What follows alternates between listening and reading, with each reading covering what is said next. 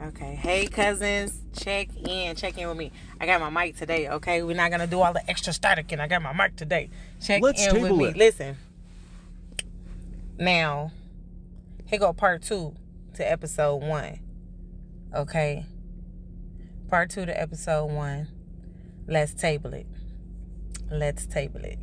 So, okay, I told y'all that was the ending conversation, right?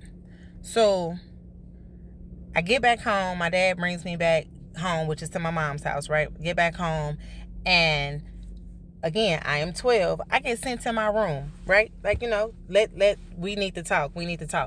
And I very vividly recall, again, I told y'all it was a long hallway in the house I grew up in. So you could literally be in like your doorway and still be in the hallway and still hear what's going on. Like that. Okay, so I very vividly remember hearing my father say, "Why you lie?" Like that's literally what I hear him ask my mother. "Why did you lie?" And my mom replied, now I'm telling y'all, this is my memory, okay? I recall my mother saying, "What would I lie about?" And he said, "Why would you lie and say that man raped her and did anything to her when the truth is you're mad?" Now, my father is telling my mother that she lied on the rapist because she wanted him even though he was married. I don't even know if y'all caught all of that, but mind y'all, this is all in my 12-year-old mind, okay? This is my 12-year-old hearing this. Okay. So anywho, now at the age of 12, me hearing my father say that to my mother, I clearly feel some kind of way. But because at 12, you don't know really how to express what you're hearing, what you're understanding. You don't really know how to express it. I became a different 12-year-old, okay? By this time, my older cousins was starting to have kids. So that made them like 16 going into 17, So now my older cousins are now having kids. My older step sibling, she's now with child, okay?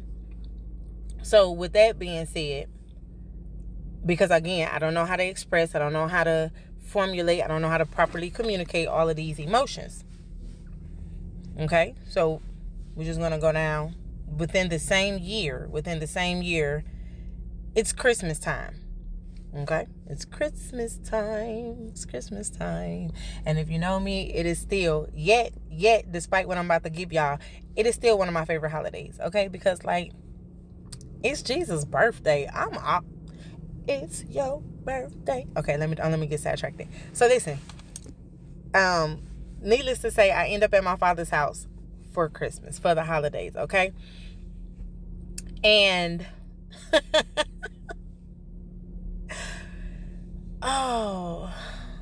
transparency, cousins. Transparency, because listen, a lot of this I really put behind me, but listen, as I've been coming into myself, I've been having to have a self-accountability of I have never dealt with my trauma, and it bleeds into having new relationships, not just with men, but with women, with family, with myself, with God.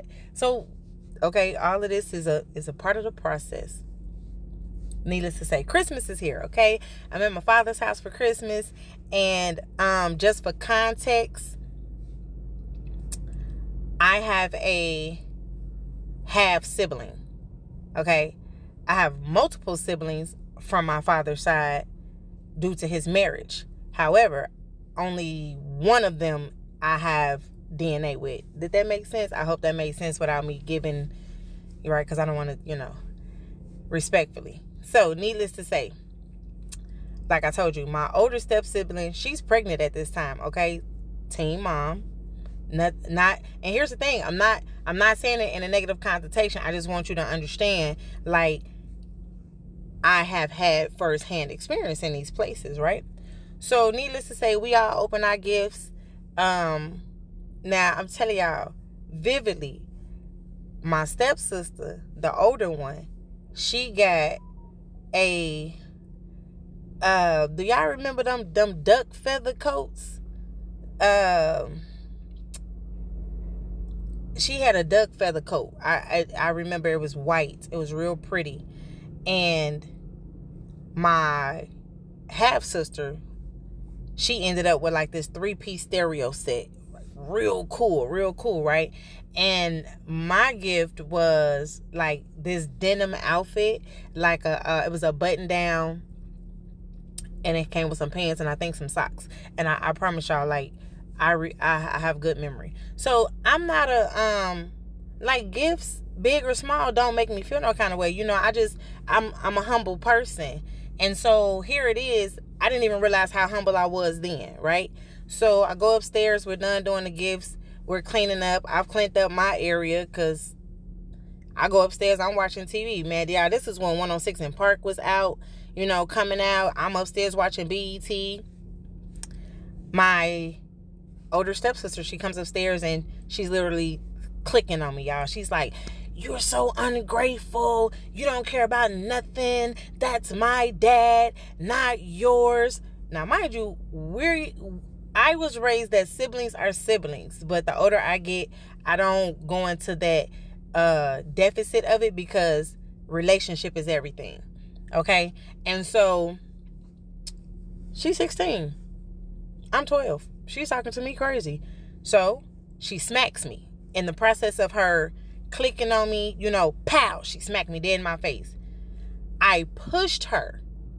And with no lie, I ain't lying to y'all, I pushed that girl so hard. I pushed her and she tumbled on the bed, hit her head on the wall, boom, like that, right? So now she's screaming, oh.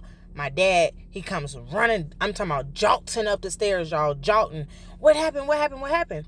So before I could tell my side of the story, she already saying, I hit her, I pushed her, I kicked. She didn't exaggerate it, okay?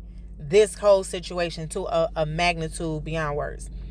Y'all, when I tell y'all, my father told me, pack your bags and sit outside until we figure out where you go. That's what happened. Oh, please don't look at me like that, cousins. I'm telling y'all the whole unadulterated truth. So, because again, I told y'all, I lived in another state.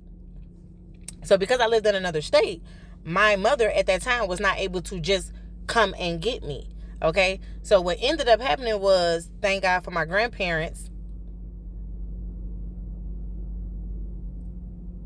because I ended up getting dropped off at my grandfather's house.